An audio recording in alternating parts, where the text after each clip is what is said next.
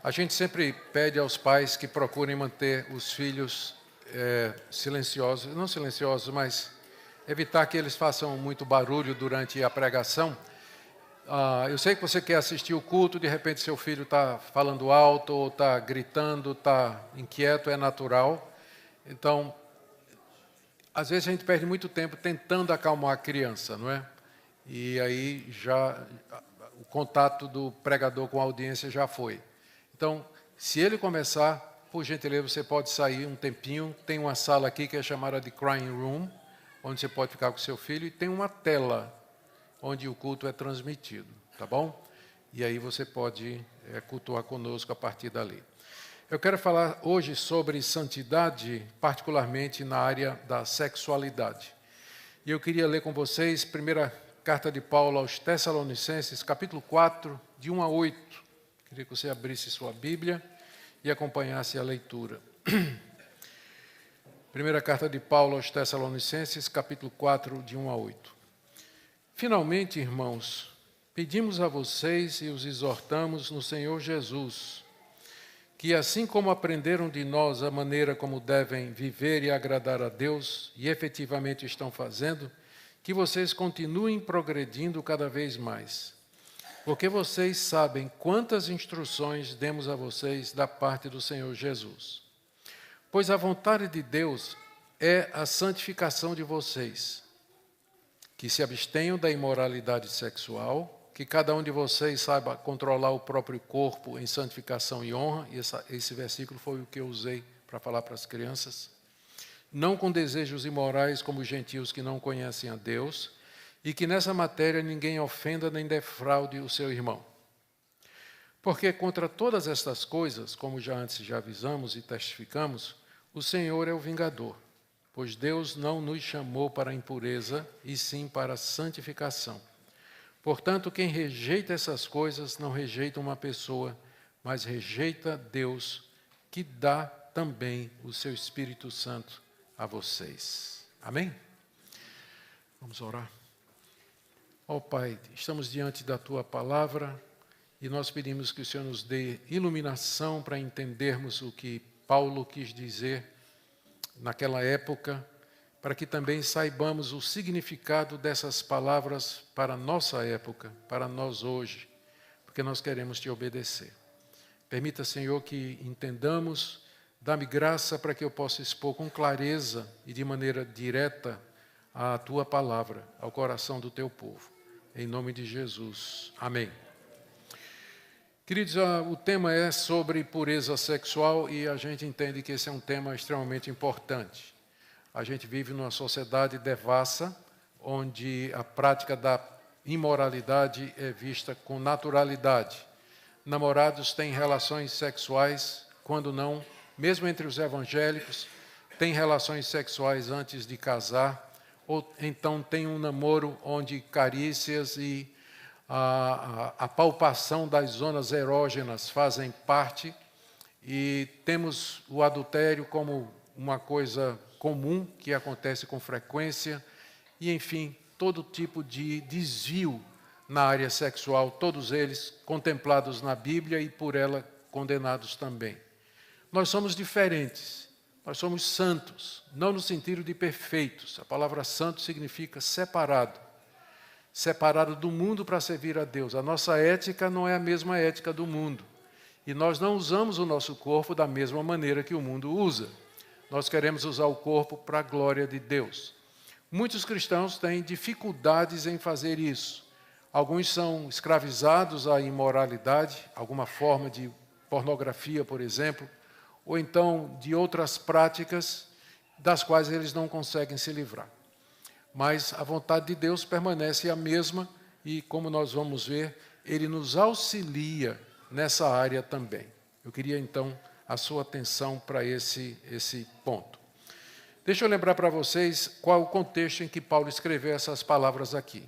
Durante a sua segunda viagem missionária, ele esteve na cidade de Tessalônica, que era uma cidade gentílica, e ele foi na sinagoga dos judeus e durante 3 semanas, aos sábados, ele ensinou a palavra de Deus, demonstrando que Jesus era o Cristo, esperado pela nação de Israel.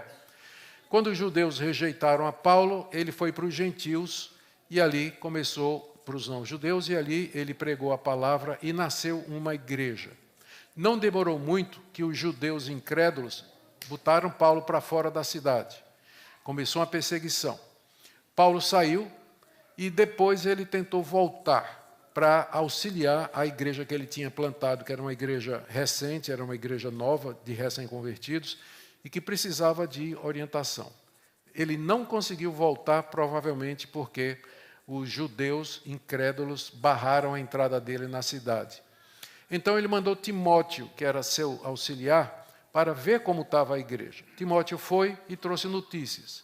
Eles estavam bem, apesar da perseguição, eles continuavam firmes no Evangelho, mas eles tinham algumas perguntas para Paulo por conta do discipulado breve, por conta do tempo pequeno que Paulo passou entre eles, sobre escatologia, sobre a vida cristã e, particularmente, essa questão da participação nos festivais e nas orgias que eram feitas naquela época. Nós temos que lembrar que isso era extremamente comum no mundo do Antigo Oriente. O culto aos deuses pagãos eram geralmente centrados no ciclo da fecundação da terra e das estações. Eles celebravam a chegada da chuva, que fecundava a terra e que depois produzia o fruto. Para encenar isso, eles tinham sacerdotisas com as quais os adoradores tinham relações sexuais.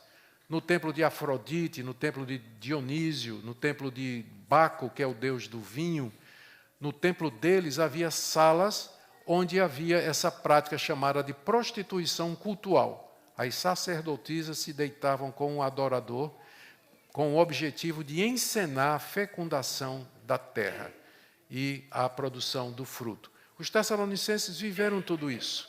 Eles tinham experimentado tudo isso.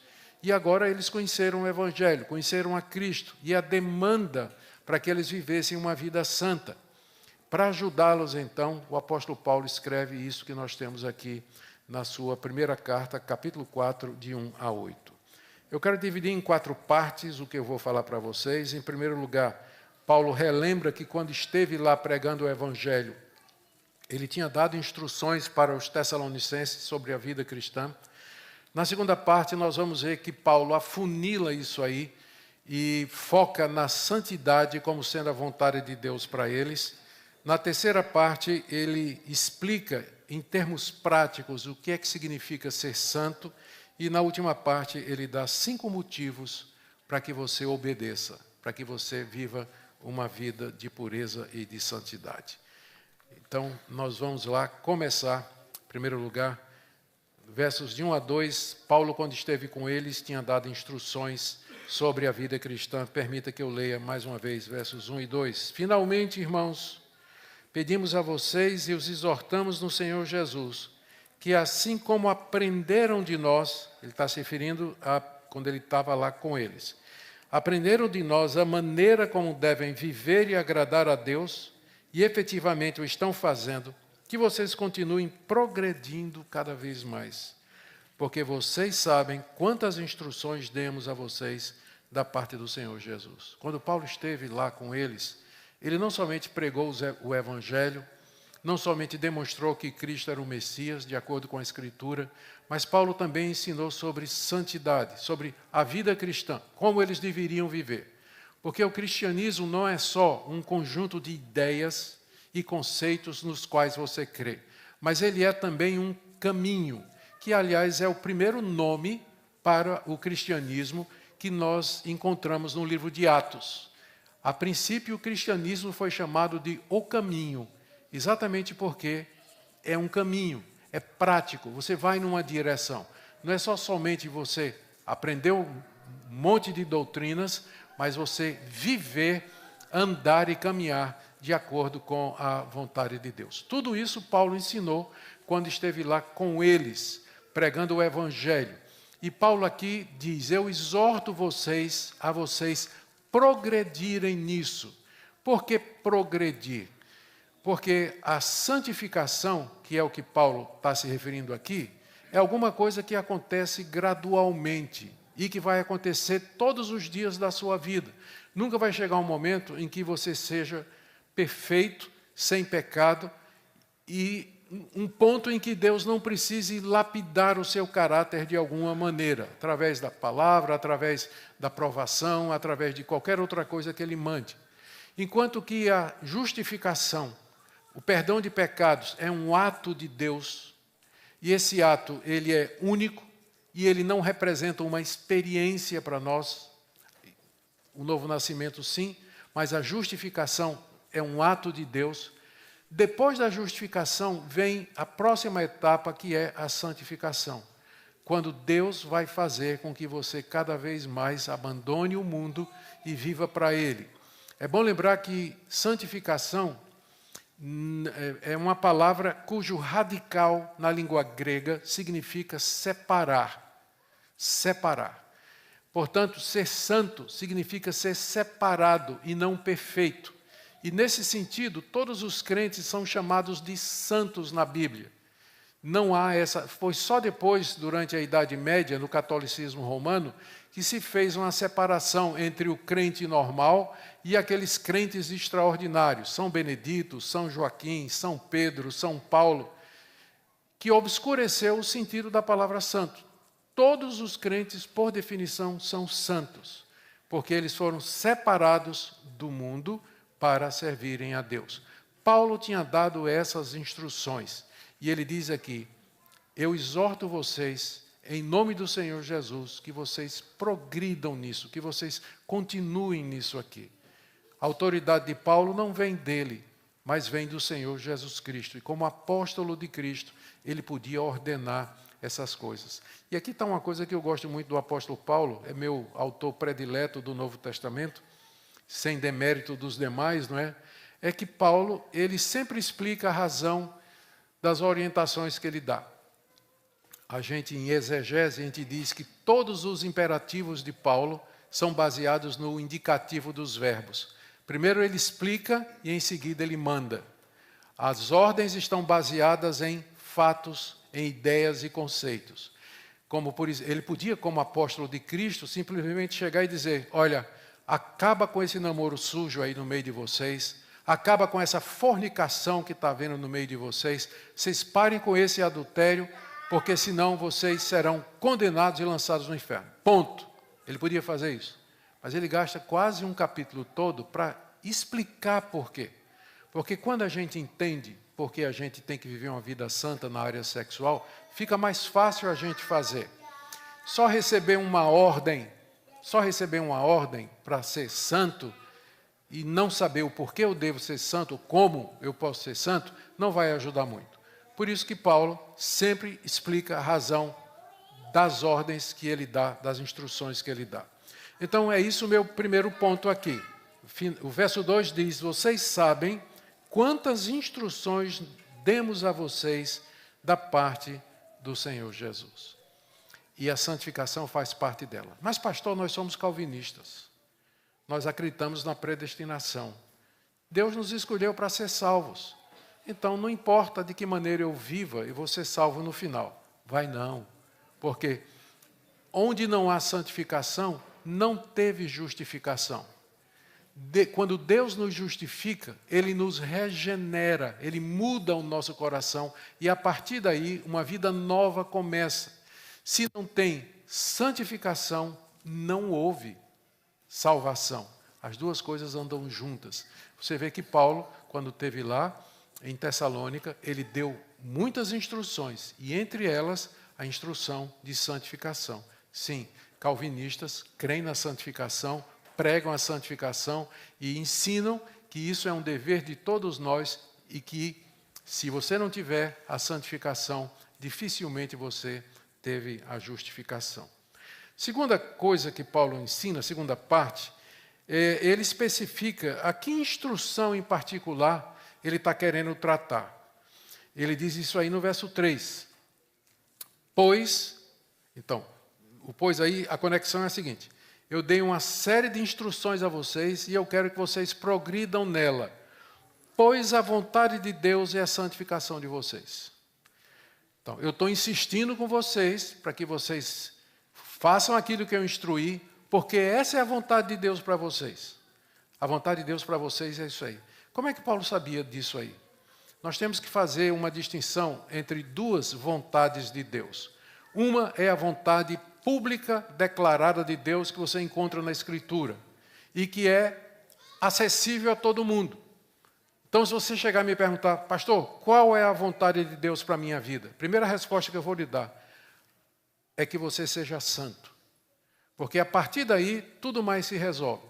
A vontade de Deus é que você seja santo. Logo, não é a vontade dele que você continue com esse namoro sujo. Não. A vontade de Deus é que você seja santo. Logo, não é da vontade dele que você fique vendo pornografia. Porque a vontade dele é que você seja santo. Então, em primeiro lugar, você tem várias passagens na Bíblia onde a vontade de Deus, em geral, para o seu povo, é declarada. Mas existe aquela vontade de Deus que pertence à providência de Deus, que é secreta. Deus tem um propósito e tem um plano para a sua vida, só que Ele não revela isso abertamente. Ele não passa as páginas do livro da nossa vida todas de uma vez, mas todo dia Ele passa uma página, todo dia Ele passa uma página. A gente não sabe o que é que vai acontecer amanhã. Como é que eu descubro essa vontade secreta de Deus para mim? Primeiro, eu extraio princípios da vontade revelada e, em seguida, eu aplico a minha vida. Por exemplo, Senhor, eu estou diante aqui de um emprego, 2 empregos. Em um, é um trabalho braçal, eu não vou ter relação nenhuma, contato nenhum com pessoas. No outro, paga muito mais, mas eu vou ter que... Eu sou um vendedor, vou ter que mentir. Não estou dizendo que todo vendedor é mentiroso. Mas eu sou vendedor e eu vou ter que mentir a respeito do produto, né, para poder vender. Qual é a vontade de Deus para mim? E eu vou responder para você. A vontade de Deus é que você seja santo. Então, qual emprego reflete melhor a vontade de Deus? Qual decisão, que namoro, que pessoa, que direção para a minha vida melhor reflete a vontade de Deus para mim, que é a santificação. Então, a partir da revelação pública de Deus, você tem a resposta para a revelação particular, privada de Deus para a sua vida. E assim funciona não somente na área da sexualidade, mas qualquer outra área que porventura nós tenhamos. Essa é a vontade de Deus, a santificação daqueles que são seus. Eu já falei sobre santificação, não vou mais insistir nesse ponto, só lembrando o seu conceito central. Nós não seremos perfeitos aqui. Até o dia da nossa morte, nós estaremos empenhados na luta contra o pecado e para viver como Deus deseja. Agora vamos para a nossa terceira parte, onde o apóstolo Paulo mostra em termos práticos o que é que significa ser santo. E está aqui, ó. Funciona da seguinte maneira. Cada uma das frases que expressam isso começa com o quê? Veja a lógica. Ele diz no verso 3. A vontade de Deus é a santificação de vocês. 2 pontos. Ou seja, a saber. Primeiro, que se abstenham da imoralidade sexual. Que cada um de vós saiba controlar o seu próprio corpo. Que nessa matéria ninguém defraude nem ofenda seu irmão. Todas as 3 explicações do que é santificação estão introduzidas pelo que funciona como um a saber, ou então 2 pontos. É assim que a gente vai entender. Então vamos ver cada uma delas. A vontade de Deus é a minha santificação. O que é que isso significa? Primeiro, que eu me abstenha da imoralidade sexual, é o que diz aí, final do verso 3. Final do verso 3. O que é que significa imoralidade sexual? É a tradução da palavra grega porneia, de onde vem a palavra pornografia. E é a palavra grega mais ampla, que tem significados mais amplos nessa área, nesse campo semântico. Ela pode ser traduzida como adultério, dependendo do contexto em que ela é usada. Pode ser traduzida como fornicação. Fornicação é quando 2 solteiros têm relação sexual. Quando tem relação sexual fora do casamento, você pode chamar do que quiser, mas a Bíblia chama de porneia, ou fornicação. Adultério, que é a relação sexual de pessoas casadas fora do casamento. E uma série de outras aberrações e desvios da vontade de Deus para nós. Deus criou um homem e uma mulher. Ele não criou 2 homens e uma mulher. Ele não criou 2 mulheres nem um homem. Ele não criou Eva e Ivo. Ele criou Adão e Eva.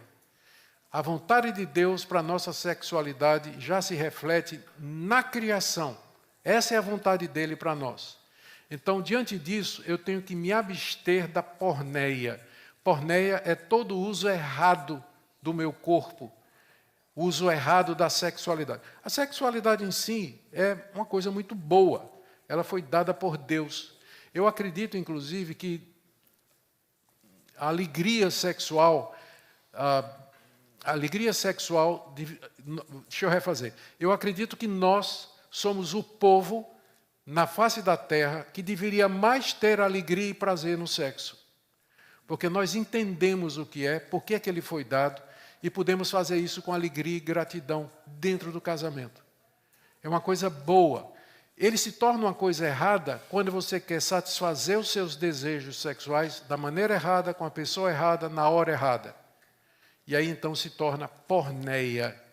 Se torna porneia. Porneia é o amor sexual usado da maneira errada, dentro daquelas categorias que eu já defini, como fornicação, adultério, prostituição, imagens, usar a mente, encher a mente de coisas impuras, tudo isso é porneia. E aqui Paulo diz que você se abstenha disso.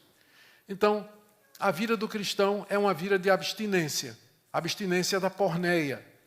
E alguns de vocês, né, alguém já chegou para mim e disse assim: pastor, é muito difícil, eu tenho 22 anos, os hormônios estão em plena atividade, eu sinto queimar por dentro e tudo mais, eu não aguento, eu tenho que fazer alguma coisa para aliviar o desejo sexual. Eu vou acabar tendo que fazer alguma dessas coisas. Eu dou o meu exemplo, me converti com 23 anos, eu tive uma vida na porneia, com todas as indicações, todas as implicações de porneia, foi a minha adolescência e juventude. Me converti aos 23 anos. Senti o chamado de Deus para o pastorado, conheci a Minca, esperei por ela 4 anos e durante esse período Deus me preservou de qualquer ato que podia ser caracterizado como porneia. Porneia. Se Ele fez por mim, Ele pode fazer por você. Quando casei, era como se eu fosse virgem. Deus tinha perdoado meus pecados, Deus tinha me preservado até o casamento. Se Ele fez por mim, por que é que Ele não pode fazer por você? É o mesmo Deus, não sou melhor do que você. Então não venha com essa argumentação. Ah, mas o impulso é muito forte, eu preciso satisfazer os desejos. Nada disso justifica. E eu vou dizer no final por quê. No final, o final do que eu vou dizer aqui vai trazer esperança para você. Mas a vontade de Deus é que você se abstenha de toda forma de imoralidade sexual. Toda forma. Essa é a vontade dele, que nós vivamos uma vida de abstinência dessas coisas. A segunda atitude na prática dessa vontade de Deus, que é o que eu falei com as crianças, é que nós saibamos controlar o corpo em santificação e honra. Veja aí o segundo que está no verso 4. Que cada um de vocês saiba controlar seu próprio corpo em santificação e honra, não com desejos imorais como os gentios que não conhecem a Deus.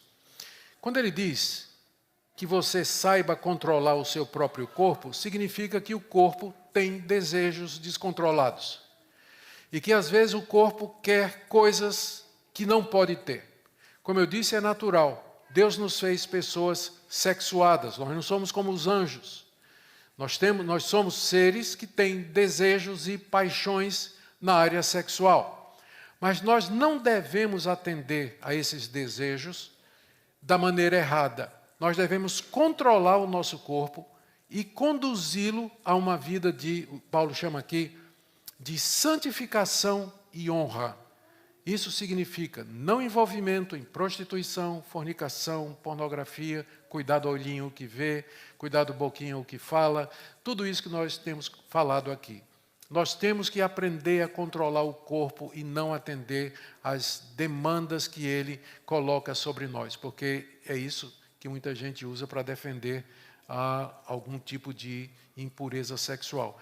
Eu estou com vontade, é natural da minha natureza, pastor, eu preciso fazer alguma coisa. Nós podemos controlar o corpo de maneira que possamos viver uma vida santa diante de Deus. E aí, veja que no verso 5, ele coloca o exemplo contrário do que ele está dizendo. Ele diz no verso 4, nós temos que aprender a controlar o corpo, e no verso 5, não com desejos imorais, como os gentios que não conhecem a Deus. Isso aqui reflete aquilo que eu disse no início. Eles eram gentios e viviam no meio onde a imoralidade era comum, adultério era permitido, jovens de 16 anos eram iniciados, sendo estuprados por homens mais velhos da elite. Isso era muito comum, a sodomia. Era assim que os gentios viviam. Por que eles viviam dessa forma? Porque eles não conhecem a Deus, está dizendo aqui. Uma vez que você não conhece a Deus, ou que você acredita em Deus, mas não leva Deus a sério, você vai se sentir livre para fazer o que você quiser. Como disse Nietzsche, famoso filósofo da morte de Deus, se Deus está morto, tudo é possível. Perdeu-se o referencial. Você então vai viver de acordo com seus desejos e suas paixões. Os gentios não conhecem a Deus, eles têm deuses falsos, por isso eles vivem essa vida de imoralidade. Mesmo que a sociedade onde a gente está inserido, é a sociedade americana, e misturada com a nossa cultura brasileira, mesmo que ela viva uma vida de imoralidade e permissividade, nós devemos ser diferentes e controlar o nosso corpo, porque nós não somos como os gentios que não conhecem a Deus. O que leva para mim é um raciocínio contrário. Se você conhece a Deus, você vai controlar o seu corpo. Agora, se você vive nas paixões imorais, um relacionamento errado, práticas secretas erradas, hábitos errados, então isso pode ser uma prova de que você não conhece a Deus. Agora, eu não quero desanimar, porque ontem nós estávamos no encontro de jovens e eu fiz um estudo a respeito de pornografia. E eu expliquei que é um hábito do qual nem sempre as pessoas se livram com facilidade.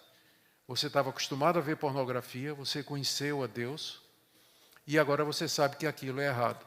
Há um processo de libertação. Alguns se libertam imediatamente pelo poder de Deus.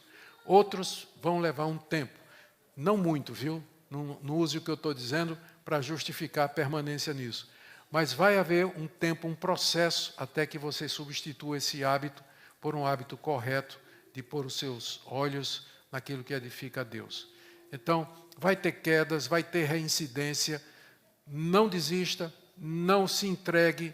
É uma luta, é um processo que vai durar a sua vida toda e do qual você não pode se livrar, mas tem que estar envolvido nisso. Que cada um controle o corpo, não com desejos imorais, como os gentios que não conhecem a Deus. E agora vem o terceiro que. Paulo está explicando o que é santificação. Que nessa matéria, nisso que ele acabou de falar, ninguém ofenda nem defraude o irmão. O que é que significa isso? Ofender todo mundo sabe. Defraudar significa você criar uma expectativa, dar um direito, e você não cumpre aquilo, aquela expectativa e aquele direito. Aplicando a área sexual, eu imagino que Paulo esteja dizendo o seguinte: não defraude o seu irmão, não prometa a ele alguma coisa que você não possa cumprir. Como é que isso acontece? Quando no namoro, por exemplo, vocês começam a ter intimidades. Essas intimidades sexuais, elas são a preparação para o ato sexual. Então, você vai nos preliminares, mas não vai ter a realização do ato. Por quê? Porque vocês não são casados, vocês não querem fazer isso. Mas criou uma demanda. Você ofendeu e você defraudou o seu irmão. E é isso que o apóstolo Paulo está dizendo aqui, que não pode ser. Por isso que, quando a gente pensa em namoro, vamos pensar num namoro limpo, um namoro que visa o conhecimento da pessoa, não intimidades sexuais, pensando no casamento. É assim que deveria ser. E não essa promiscuidade que às vezes acontece dentro das próprias igrejas, às vezes até com a conivência dos pais também. Não ofenda e não defraude o seu irmão. Terminando, ele dá 5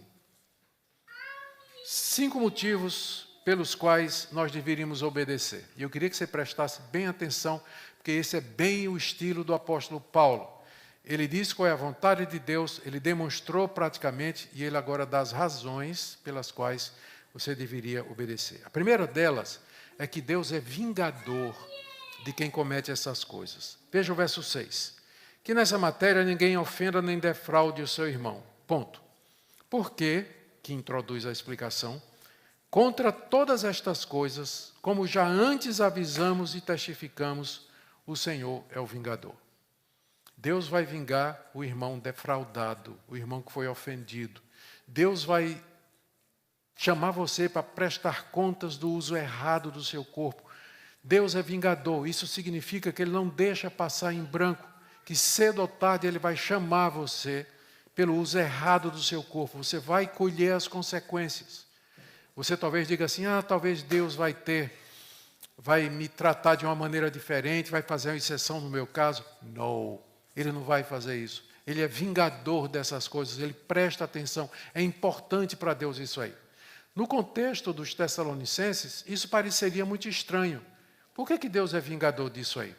Sexo é uma coisa que acontece com o corpo. Deus é espírito. Como é que Ele se importa com a matéria? Essa era a visão de mundo que os gregos tinham naquela época, que a gente chama de dualismo. No andar de cima você tem Deus, o mundo das ideias, das coisas perfeitas, e no andar de baixo você tem a matéria, sendo ela intrinsecamente mal. Se Deus é espírito, por que Ele se preocupa com a matéria? Quando então o cristianismo chega dizendo, você tem que usar o seu corpo da maneira correta, e Deus vinga aqueles que não, Deus exerce justiça contra aqueles que não fazem isso, isso era um conceito muito estranho para a mentalidade grega. E até hoje nós temos essa dualidade, não é? Pessoas que fazem essa distinção. Mas não nosso Deus. Deus vinga estas coisas. É a primeira razão, já deveria ser suficiente. Mas Ele dá outra, está aí no verso 7. Pois, introduzindo a explicação, Deus não nos chamou para a impureza, e sim para a santificação. Você não foi chamado para a impureza, mas para a santificação. Mas vocês não dizem que uma vez salvo, salvo para sempre? E que, independentemente do que a gente faz, se você for eleito, vai ir para o céu? Gente, isso é uma compreensão errada da doutrina da eleição, da predestinação. Deus nos chama para a santificação e não para a impureza. Quem usa o Evangelho como desculpa para viver uma vida impura, nunca entendeu o Evangelho. Nunca entendeu o Evangelho. Terceira razão, ele diz no verso 8, portanto, quem rejeita essas coisas, não rejeita uma pessoa, mas rejeita Deus. Se você não considerar o que eu estou dizendo aqui, se você não levar a sério isso que o apóstolo Paulo está falando, lembre que você não está rejeitando uma pessoa. Não está rejeitando o apóstolo Paulo, nem Augustus. Você está rejeitando o próprio Deus. Porque essa é a vontade de Deus. Somos apenas mensageiros. A sua rejeição não é a igreja e não é a uma determinada figura. Mas a sua rejeição é a Deus. Porque a vontade dele é a nossa santificação. E por último, no verso 8, ele diz assim, no final do verso 8, ele introduz um raio de luz, uma esperança para nós diante dessas demandas tão pesadas. Ele diz assim, quem rejeita essas coisas não rejeita uma pessoa, mas rejeita a Deus, que também dá seu Espírito Santo a vocês. Para nos ajudar a viver uma vida santa, Deus nos deu o seu Santo Espírito. E é a presença do Espírito Santo em nós que nos capacita a viver. É pela graça que nós podemos ser santos. É pela graça que nós combatemos a impureza. É pela graça que nós vencemos os hábitos pecaminosos. Se você é crente, você tem o Espírito Santo dentro de você. E Ele é santo. Ele vai produzir santidade em você. Amém?